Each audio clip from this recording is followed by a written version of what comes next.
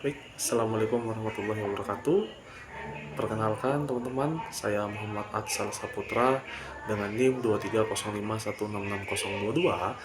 Saya akan menampilkan video simulasi pertama micro teaching saya dengan materi perumusan teks proklamasi kemerdekaan Indonesia. Metode yang saya bawakan menggunakan metode ceramah dan tanya jawab. Baik, kalau gitu selamat menyaksikan. Baik, Assalamualaikum warahmatullahi wabarakatuh. Waalaikumsalam warahmatullahi wabarakatuh. Oke, selamat siang semuanya. Salam sejahtera buat kita semua. Mungkin sebelum kita mulai, ada pepatah kuno dan yang sudah mainstream yang bilang tak kenal maka tak sayang, tak sayang maka tak kenal. Maka kenalkan dulu diri saya supaya kita saling menyayangi. Baik, perkenalkan nama saya Muhammad Atsal Saputra. Teman-teman bisa panggil saya Atsal Putra ataupun bebas. Sebelumnya gimana nih kabar dari anak-anak murid yang ganteng-ganteng dan cantik-cantik ini dan pintar-pintar, soleh dan soleha? Gimana kabarnya? Sehat semua? Ada temannya yang hadir atau tidak hadir, yang sakit izin? Saya tahu. Oh, tidak tahu. Ketua kelasnya mana ini? Apa? Oh, bapak ketua kelas gimana nih kelasnya? Ada semua orangnya? Ada. Oh, ada. Baik. Oke teman-teman, jadi hari ini saya akan menyampaikan satu materi nih yang dimana sangat dekat dengan diri kita nih. Kira-kira ada yang bisa tebak nggak kita mau bahas apa ini? Apa ya? Apa ya? Sejarah. Apa? Mungkin kita balik ke kehidupan teman-teman. Kalau misalnya tanggal 17 Agustus nih, 17 Agustus biasanya kalian ngapain? Lomba. Upacara. Apa?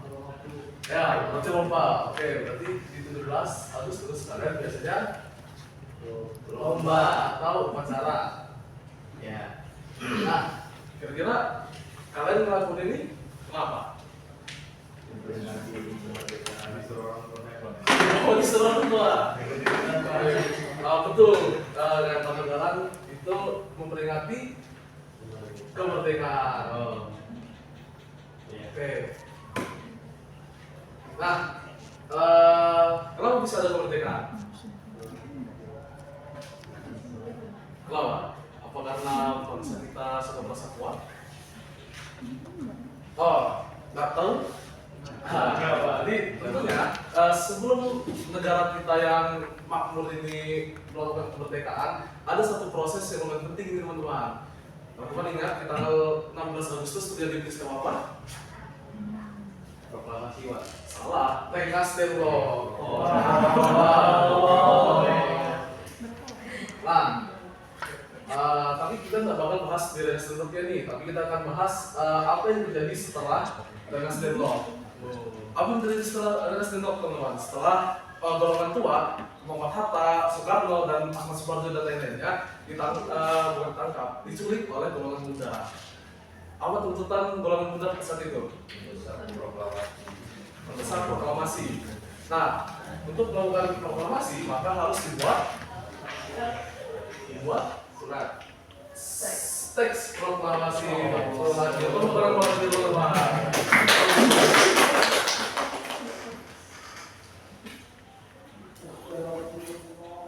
Jadi kita akan membahas perihal teks proklamasi yang dibuat pada saat tanggal 16 Agustus. Di malam 16 Agustus, tempatnya di mana? Di rumah so, Ramai. betul Ade. Ade.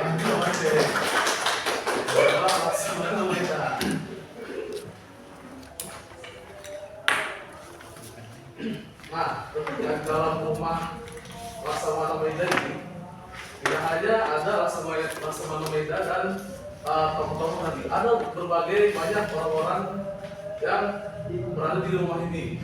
Dan tentunya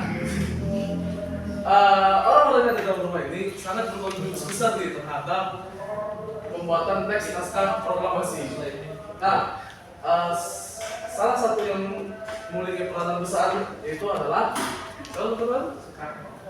Soekarno,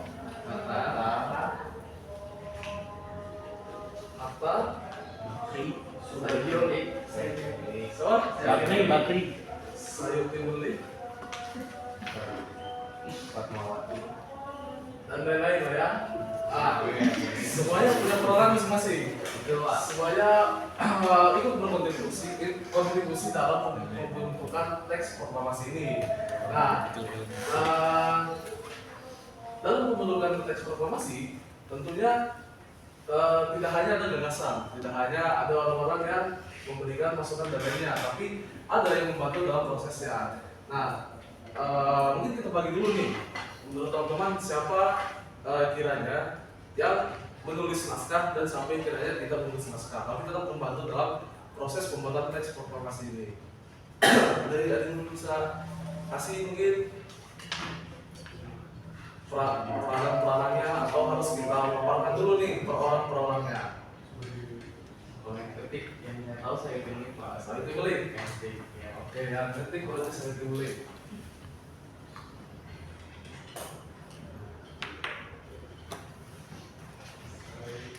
Ya, betul sekali ya. Jadi dalam proses proklamasi yang mengetik adalah saya pilih. Sedangkan yang memberikan gagasan dari naskah teks segala macamnya itu ada 3 orang yang terlibat. Pertama tentu ada Bapak Proklamator kita Insinyur Soekarno, baru Bapak Koperasi kita Muhammad Hatta, dan terakhir Menteri Luar Negeri pertama kita Ahmad Subarjo.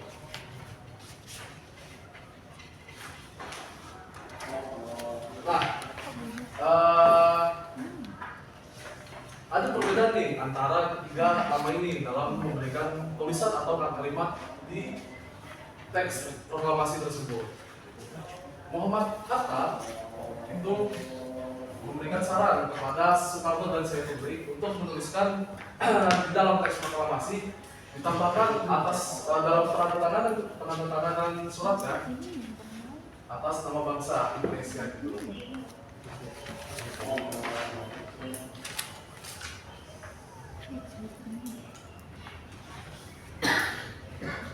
Nah, kenapa alasan Muhammad Hatta menjalankan di dalam penandatangannya atas nama bangsa Indonesia?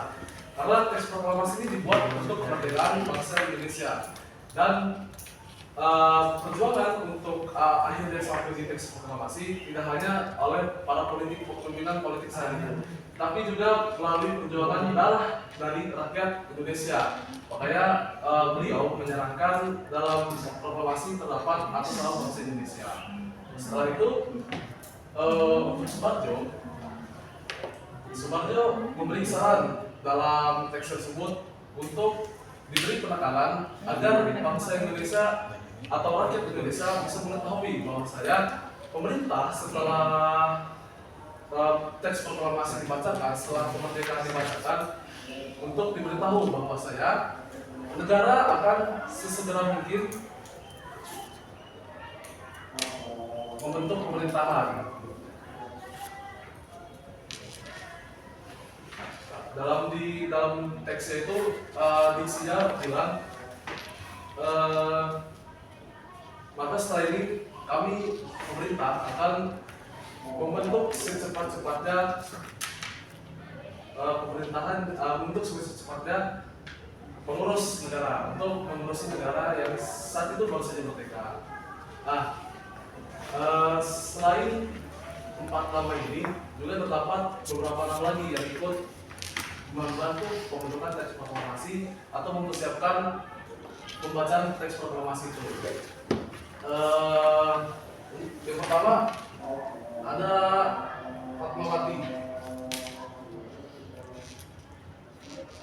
Nah, kira-kira teman-teman tahu nggak peran Ibu Fatmawati dalam pembentukan teks proklamasi ini?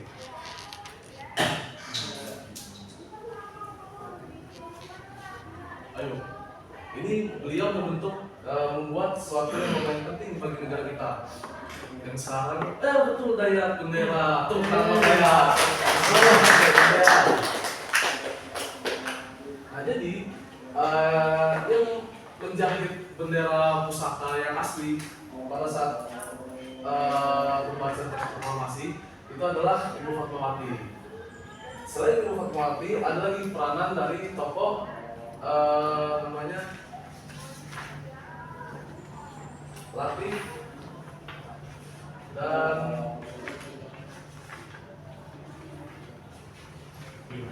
bukan Latif. Nah, jadi ini peranannya juga tidak terlalu penting. Kira-kira ada yang tahu nggak beliau ngapain? Ini tadi membuat bendera, Ibu Fatmawati membuat bendera. Maka Bapak Latif ya betul Bapak mengibarkan. Jangan mau Bapak. Betul. Jadi mengibarkan bendera merah putih.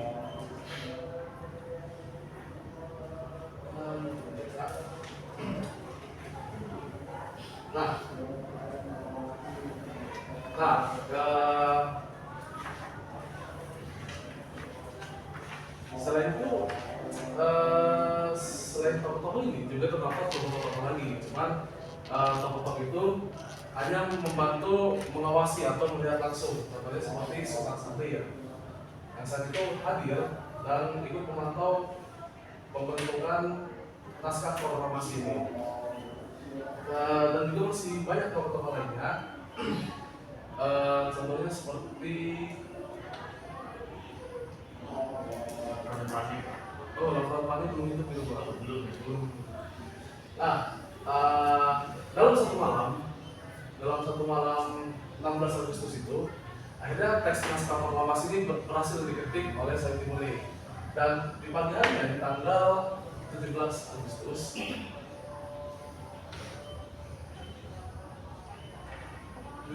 Agustus tahun 45 akhirnya dilakukan acara pembacaan teks proklamasi atau acara kemerdekaan pertama.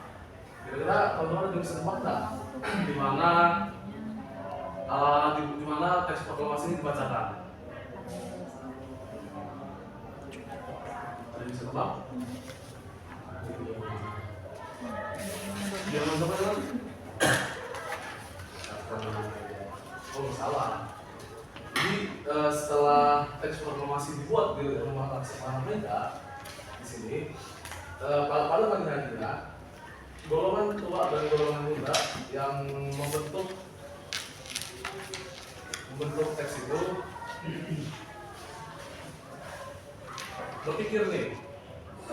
berpikir di mana sih bagusnya untuk kita membacakan teks proklamasi ini. Karena pada saat itu tentara Jepang masih banyak di wilayah Jakarta. Nah, awalnya mereka punya saran nih untuk dibacakan di lapangan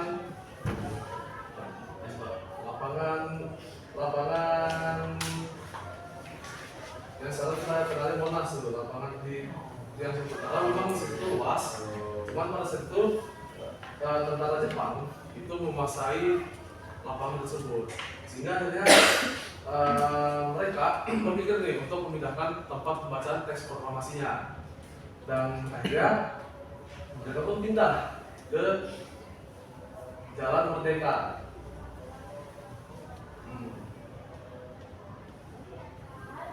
Nah, kalau saat ini di Jakarta dikenalnya sebagai Jalan Merdeka. Tapi pada saat itu di Jakarta sebagai Jalan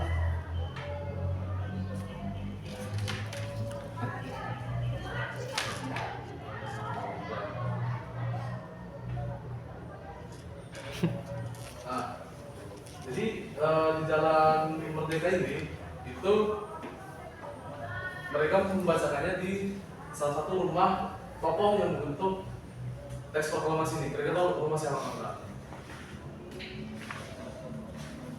Soekarno. Betul Rama. Aplaus untuk Rama.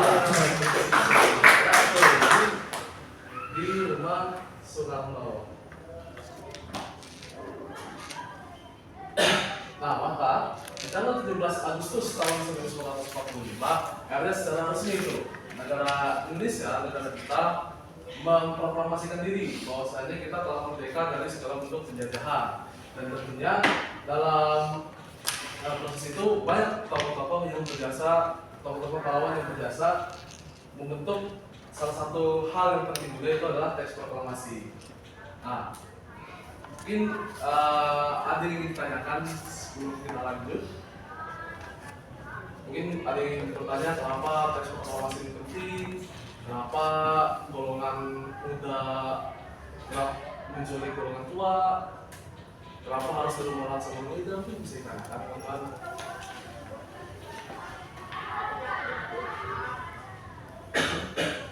Atau sudah paham semua? Sudah paham atau tidak paham?